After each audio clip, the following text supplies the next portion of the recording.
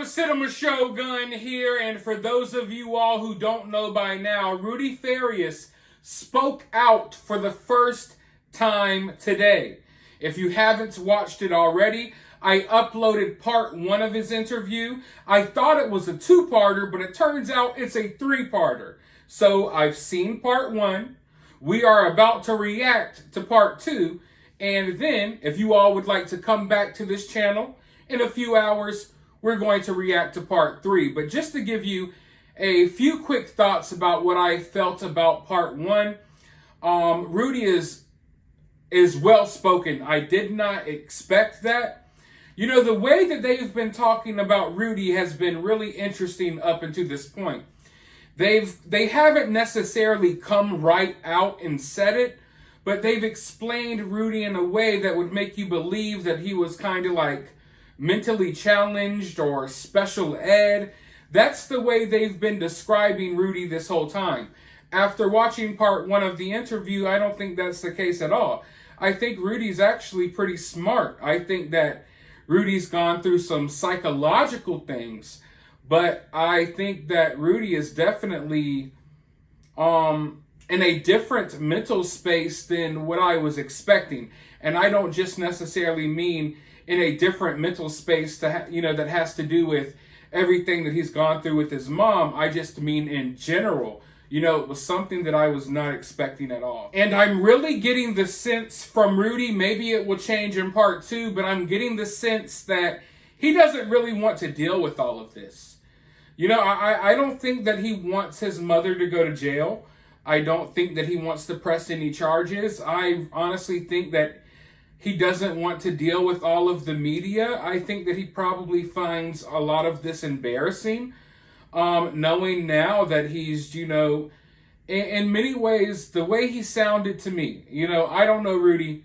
I heard Rudy talk for 10 minutes, but from hearing him talk for 10 minutes, he sounds like a regular young man that's gone through, you know, some different things, that's definitely been held back from the world a little bit, but maybe not as much as we thought.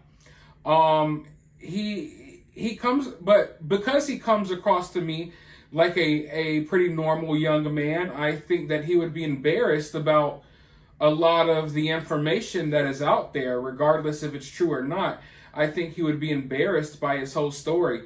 I don't think he really wants to deal with the media that much. I think that he wants to just live his life and chill and maybe eat some mushrooms and, you know, go online, talk to people on Facebook, hang out with neighbors and stuff.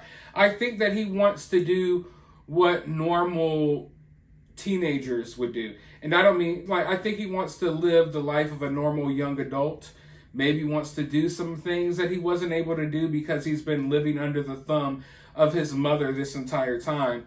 But with that being said, let's go ahead. We're going to tune into part 2. Hit that thumbs up button. You enjoy these videos. I enjoy making them. If you would like to help the channel, it's totally free to hit the thumbs up button. So hit the thumbs up button. We're going to watch part 2 of this interview. And then I'm going to be back with more thoughts. So we have video. We actually, Fox 26, we interviewed your mother while you were in the hospital 10 years ago in 2012. What happened? Why were you in the hospital? And I guess it was mentioned to our reporter at the time that you had cancer. I had a tumor on my heel at one point, but that was irrelevant. Originally, I think all that had started because she wanted me to fake taking some, like, a bottle of Tylenol or, like, Aleve PM or something, you know, sleeping pills. And then she wanted to fake me going to the hospital, and she pretty much just forced me to go into the ER and be like, hey, you know, act like you're sick and you're overdosing and shit. And this was before you were missing? Yes, sir. Why? Why was this happening? I don't even remember. I think it was something to do with school. I was depressed and I was cutting my wrists when I was, you know, getting sad. I didn't have an idea how to, you know, understand my emotions. It was after my brother passed away. I didn't know how to deal with pain and depression, so I would literally just rip a fucking Coke can open like a fucking cheese grater just to feel something. Your brother was a big part of your life, the one who passed away.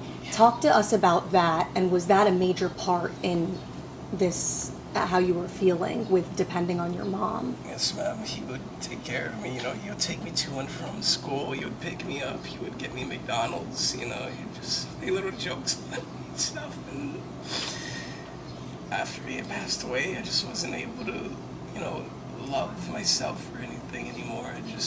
I wasn't able to have somebody like a father figure. You know, he was my brother, but I never had a dad.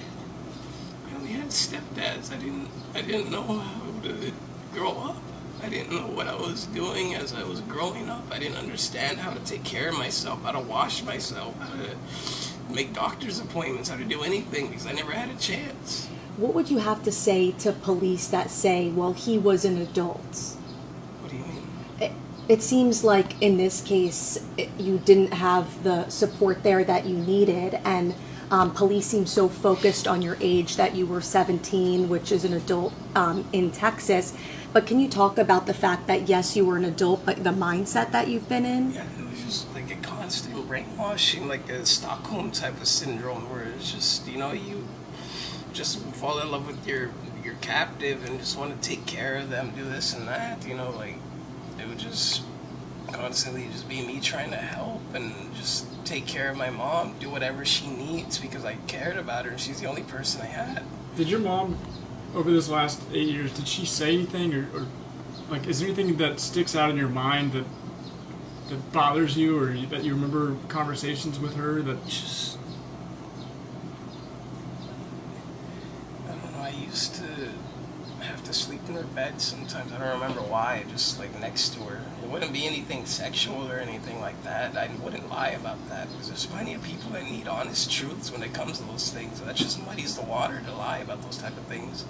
That's where I said the media, they like to twist my words and confuse things. I never said anything bad about her in that regard, but, you know, just boundaries she would push or make me uncomfortable, and I would say stop, and she'd be like, well, why, what did I do? I didn't do anything wrong, you know. And then I would just be like, oh, okay, you know, you didn't do anything wrong, and just leave it at that, you know. Just push my boundaries if you want, do whatever you had to do. And I would just be like a people pleaser, but I didn't have people to please, just my mom. I didn't have anybody to take care of or, you know, help understand me. It was just her all the time, my mom. How hard has it been right now? I know that this is the only person you feel like you have had, and now that you're separated, how hard is it to make that distinction right now? It's just...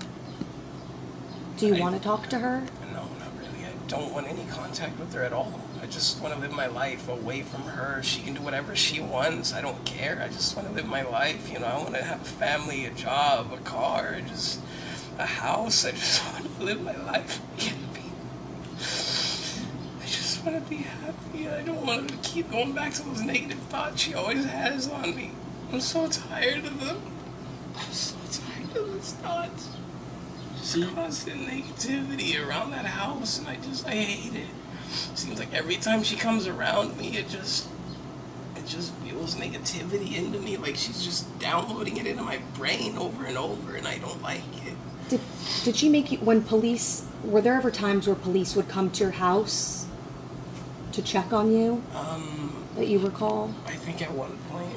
Did you have interaction with the police, or did your mom make you hide? Like, how were you able to get away? I know police mentioned some fake names. Did you actually speak to the police ever? Like once or twice. Maybe once when I was driving my mom's car and they pulled us over because, you know, she wasn't feeling good. She had took some pain medicine after a surgery, and, you know, she was struggling to drive. So like, just get in the passenger seat. I'll take you home. It's not too far, you know. And yeah, they pulled me over for something like that, but I don't remember what name I gave them. She told me, just say something else, say a different name, because they don't, they're gonna arrest you. And just like, why can't I just tell them my name, What was it like? I mean, 8 years without seeing some of your closest family members, and every time they'd come over, what would you have to do? Hide. If my uncles and my aunts came to visit my mom, or my family would come to visit my grandma, that's the main reason they would go over there to see my grandma, and I would just have to listen to my family be happy and cheerful on the other side of a fucking door, and I'm just like, I want my families, you know. I just want people. I just want communication. I just want people to understand that we need to start talking more and just stop, you know, like... Did you want to just end it right there and go out and tell them that you're here and you're okay? I just want them to know that I wanted to scream for them, but at the same time, I just couldn't, because the only person I was able to trust was my mom. She told me so many things about my other family that I didn't know. I wasn't able to verify. Was your grandma living with you at one point? Yes, ma'am. And you had and she tried to tell people that you were there? Yes, ma'am. She had Alzheimer's. Was she sick? She had Alzheimer's and dementia and Down syndrome. She had a bunch of medical issues, and that's why I took care of her the best I could. And did she ever say to you anything about Rudy, go out, tell police, like, did she ever say anything to you? Because it seems like she tried to tell family members that you were there. Yeah, I think she tried telling people, but it's just my mom, I don't know. I'm honestly not sure about that one. Do you feel like your mom held you captive? Is that how you would... Pretty much. I mean, in a sense, just not in a physical, restraints or anything, but mentally she held me against my will. It's just, I wanted to just come out and say stuff and be honest, and every time I would try to, she would just either be, no, don't do it, or, all right, go do it. Why do you think she did that? I don't know. It's because maybe a lot of both of our problems stemmed from my brother passing away. My brother had passed away, and ever since then, he was like our glue. He was like the father figure. He's a provider. He took care of the family. Me and my mom. And then when I couldn't take care of my mom anymore, I had to take care of my grandma, and it was difficult. Especially at the end. Did you see your mom change her personality over the years? She's always kind of had that mentality, try to talk to her about something positive, and then, address her issues, and then my mom would just deviate, sidetrack, or completely ignore it, especially stuff like mental health. This is your chance, finally. We've heard from family members, we've heard from police. It's finally your chance to tell your story. Is there anything that you want people to know about what happened to you?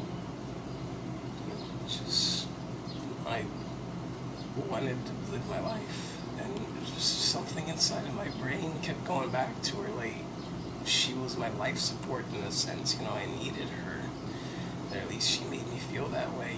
She never gave me the confidence or the guidance or the teaching that I needed.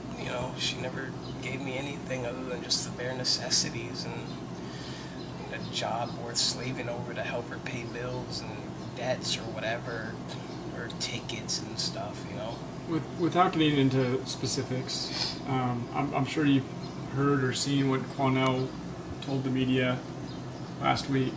About what in particular? About things that he says that you told him in that hotel room last week. Okay.